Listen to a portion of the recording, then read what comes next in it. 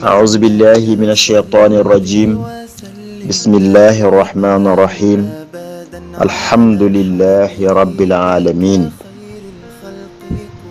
رب اشرح لي صدري ويسر لي أمري واحلل عقدة من لساني يفقه قولي mbokk yi déglu waxtaanu koor gi gannaaw biñ leen nuyoo ziyaar leen ñaanal leen yàlla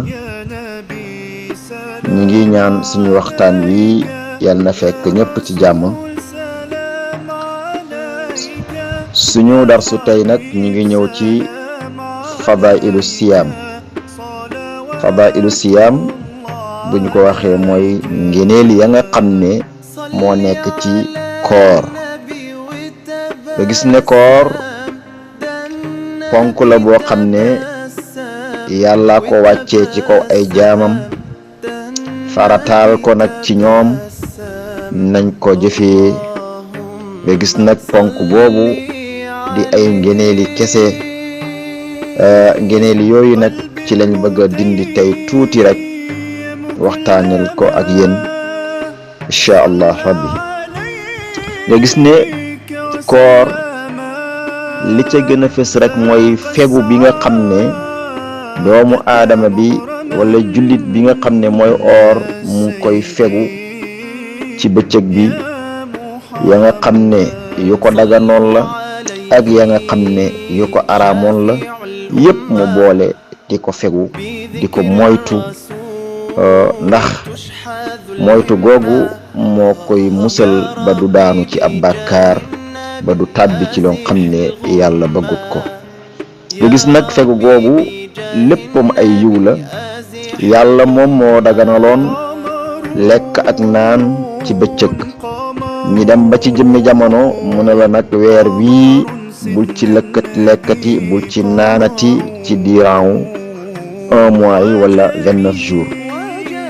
yow mi nga xam ne nag jullit nga gëm nga yàlla gëm yonentam bi sallallahu alayhi wa sallama nga daal di nangu loolu di fegu ànd ak muñ waaye ànd ak moytu ba jëfee ponk boobu nga xam ne sunu borom moom moo la ko digal. nga xam ne nag fegu boobu du la jural lu dul yiw kese ak ay tiyaaba.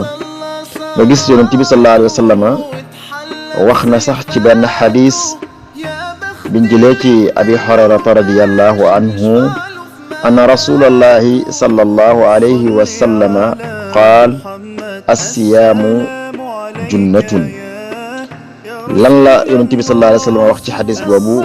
nee na koor làqookaay la wala koor pàkk la boo xam ne daf lay défendre ci yenn yu bari yoo xam ne ci ay ñaawteef la woon. koor làqookaay la ci lan?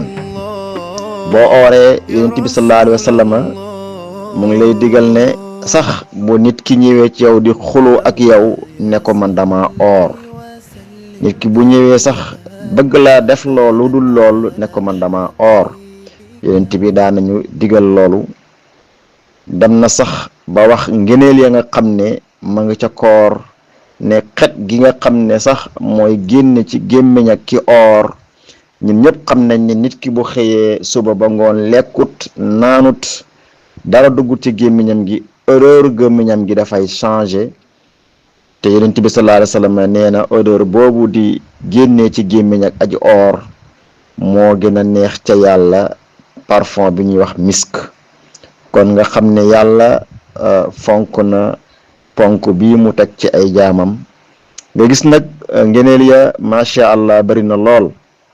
yonent bi sallallahu alayhi wa sallam mu ngi waxaat ci beneen xadis ne Xuzayfata ibn Yamani moom moo ko nettali moo ko dégg ci yonent bi nettali ko ne yonent bi sallallahu alayhi wa sallam mu ngi wax naan bu fekkee ne fitna dafa dal ci ab góor fitna boobu li ko yóbbee mooy ay mbokkam wala xalalam wala ay dëkkandooram.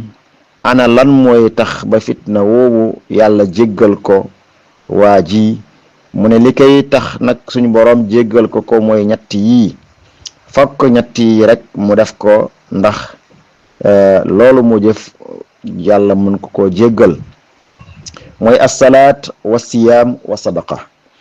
lii tax ñu jéggal ko rek mooy ay julli yoo xam ne dafa sax dàkk, muy ay julli farata di ñaan boromam njéggal, wala sax koor mu daal di woor di ñaan boromam